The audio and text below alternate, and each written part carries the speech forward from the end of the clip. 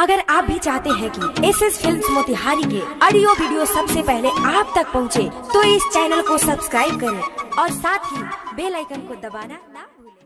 Presented by SS Films Motihari. Music by Saurabh Aishwarya. Hello hello ठीक। अब भैया थोड़ा आवाज बढ़ाइएगा।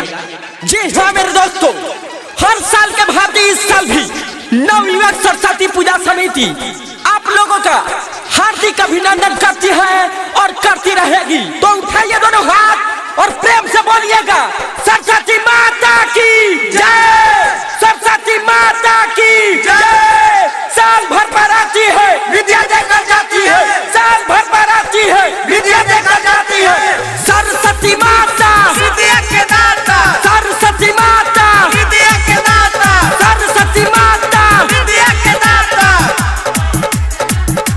हाँ हाँ घर बा हमर सुन जिला मोतिहारी, कोरी भाषण माई के सबसे आगाड़ी, सबसे आगाड़ी, सबसे आगाड़ी।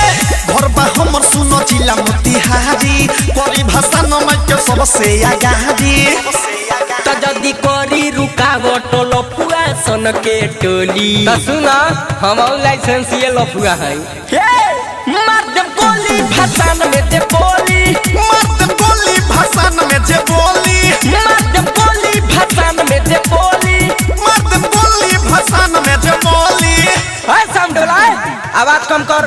हाँ एक आवश्यक सूचना, मेरे समिति के जितने भी सदस्यगण हैं, अगर मेरी आवाज को सुन रहे हैं तो सबसे पीछे एक लड़का ब्लू टी शर्ट पहना हुआ है और सामने वाले जो छत पे लड़की है उसको लाइन मार रहा है, तो उसको पता नहीं है कि लफुआ का भाषण निकला हुआ है। बोल दो सिस्टम में रहे गाना बाजी भोजपुरी, तबे नुगादा खूबे बूढ़ी, सभे कमला चटाई, केहू के होई ना मजबूरी, केहू के होई ना मजबूरी। सुनो गाना बाजी भोजपुरी, तबे नुगारा दाऊरी, सबे कमर लाचकाई, केहू के होई ना मजबूरी। कौनो बोली मोहल्ला ना बहची, होई भाषण इतिहास जारी रहची।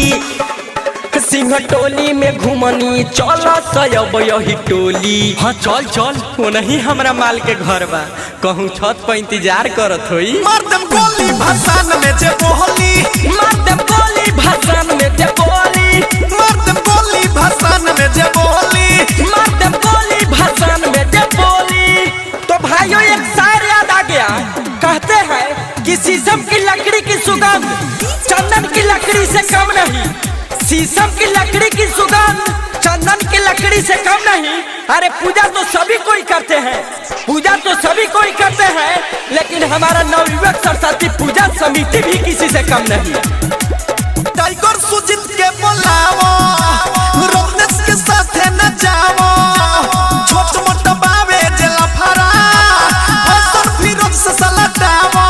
Saurabh digital recording studio Motihari. Tiger Sujit के बोलावा, रोनेस के साथ न जावो, छोट मोट बावे जेला फरा, किसम सुधीर से सलटावा।